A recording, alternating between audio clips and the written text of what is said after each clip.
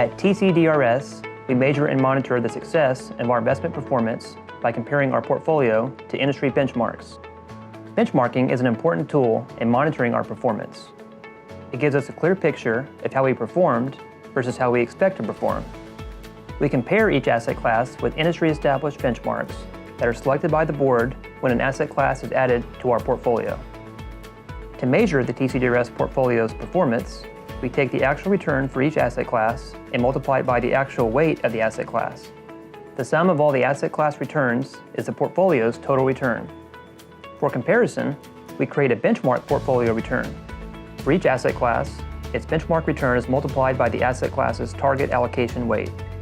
Those are then summed to create the benchmark portfolio return. The portfolio and benchmark portfolio performance are calculated each month. The annual returns for both are the product of the monthly returns.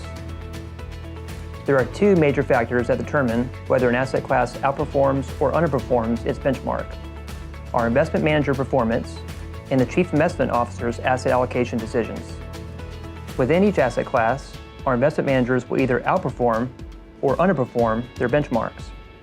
Our chief investment officer determines how much is invested in each asset class within parameters established by the board in the investment policy. We may outperform if a higher returning asset class is overweighted or if a poor returning asset class is underweighted.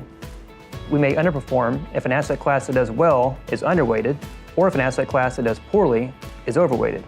Benchmarks are important to monitoring our investment performance. TCDRS has consistently outperformed our benchmarks.